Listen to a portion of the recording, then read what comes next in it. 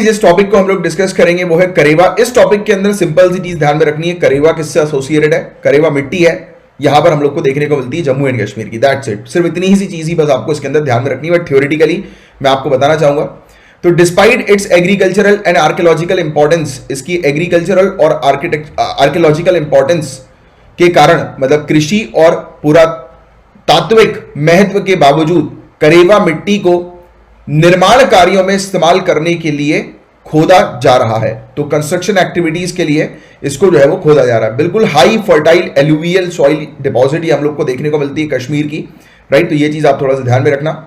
विकास के नाम पर कश्मीर की अत्यधिक उपजाऊ जलोढ़ मिट्टी जिसे करेवा कहा जाता है, इसको नष्ट किया जा रहा है। मतलब कि न्यूज ये आई है कि ये मिट्टी इतनी ज्यादा इंपॉर्टेंट है, इतनी फर्टाइल है ये, बट आप इसको जो है वो खराब कर रहे हो कंस्ट्रक्शन एक्टिविटी में इसका उपयोग करके, राइट। तो ये चीज यहां पर न्यूज में हमें देखने को मिली है। तो ये करेवास क्या है? तो करेवास को आपको डायरेक्टली कश्मीर के साथ, जम्मू एंड कश्मीर के साथ जो है वो लिंक करना है। स्पेशली कश्मीरी बोली में करेवा शब्द का अर्थ है ऊपर उठी हुई समतल भूमि, एलिवेटेड टेबल लैंड, राइट।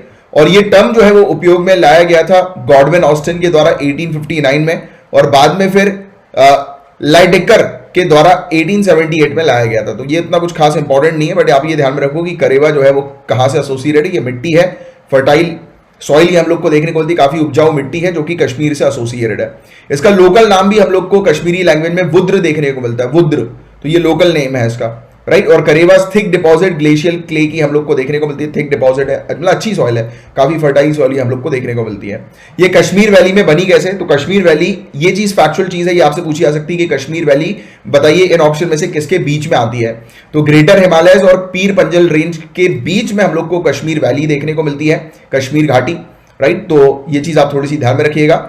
और जिस समय पीर पंजल रेंज का अपलिफ्टमेंट जब हो रहा था, ऊपर जब ये जा रहा था पीर पंजल रेंज, मतलब आपको बताया इसकी टेक्टोनिक एक्टिविटीज के बारे में आपको थोड़ा सा आइडिया होगा कि किस प्रकार से आपने ज्योग्राफी में पढ़ा हुआ कि किस प्रकार से ये माउंटेन्स जो है वो बनते हैं।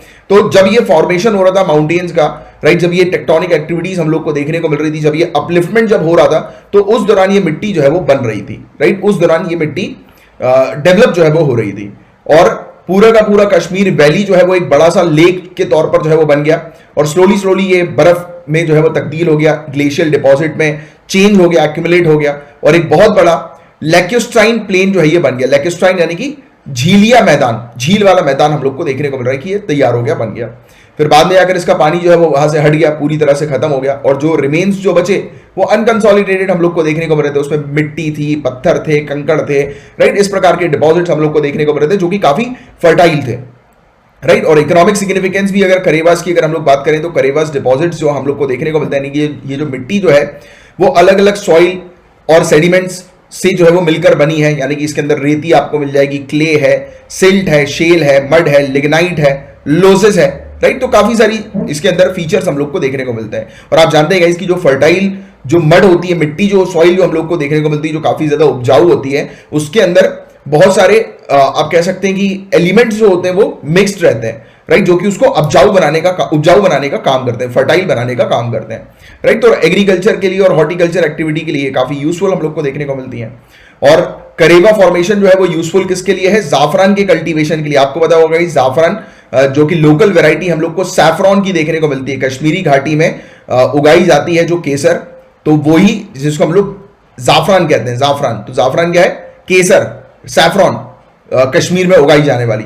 तो इस मिट्टी पर ये केसर जो है वो उगती है, काफी फेमस केसर, काफी महंगी होती है, लाख लाख रुपए तक की ये केसर हम लोग को देखने को मिलती है, राइट। और इसके अलावा यहाँ पर एलमंड्स जो होता है, बादाम वगैरह जो होते हैं, वॉलनट वगैरह जो होते हैं, अखरोट वगैरह जो होते हैं, एप्पल वगैरह, राइट। ऑर्चर्ड्स वगैरह, ऑर्चर्ड्स मेरे ख्याल से ये फूल जो हम लोग को देखने को मिलता है, राइट। तो उन सब की यहाँ पर खेती होती है क्योंकि काफी फर्टाइल सॉइल है, इस सॉइल पर ये सब चीजों की खेती होती है। देखो आपसे तो इसमें सिर्फ एक ही चीज पूछेंगे ये लोग कि करेवा जो है वो कहां से एसोसिएटेड है, कश्मीर ध्यान में रखना, और करेवा क्या है? ये उपजाऊ मिट्टी हम लोग को कश्मीर की देखने को मिलती है। That's it.